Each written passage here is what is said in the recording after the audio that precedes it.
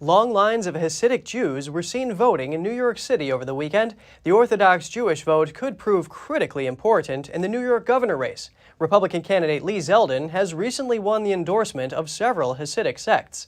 We spoke to a rabbi to find out what's motivating the Orthodox Jewish vote in the region.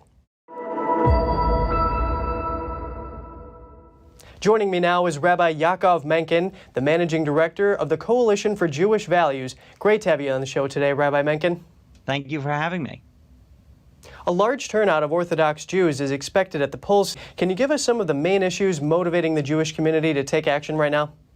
There's really one most pressing issue, and that is the issue of yeshiva education and the independence of the school system.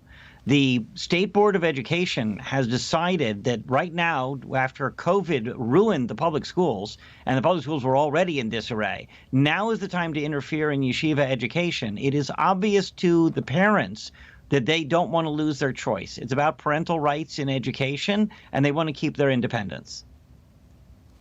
Governor Hochul's Republican challenger Zlzdin is rallying Jewish voters. The largest voting bloc in Brooklyn's Borough Park, the Baba Hasidic sect, endorsed Zlzdin even while supporting other Democratic candidates. Can you explain why this is?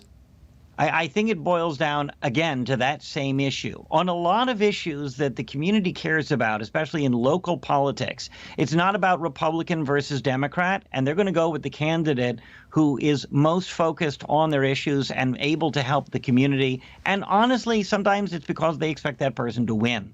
With Zlzdin, though, it's all about that education, where he has clearly spoken out that the Board of Education is going down the wrong road, and Governor Hochul has not chimed in that way.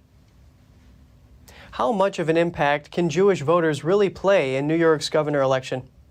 It's really a good question. The numbers are just not that huge, the numbers of the Orthodox community. But what you're seeing, even in early voting, we have people lined up down the block. So this voting group is absolutely coming out in unforeseen numbers.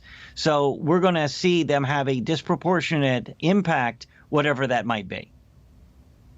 So crime and anti-Semitism seem to be issues that would motivate the Jewish community. Can you explain more about what they're hoping to accomplish? Well, obviously they view Governor Hochul as very weak on crime, because this whole thing with cashless bail, all the things that Zlzdin has been speaking out against, she has been silent.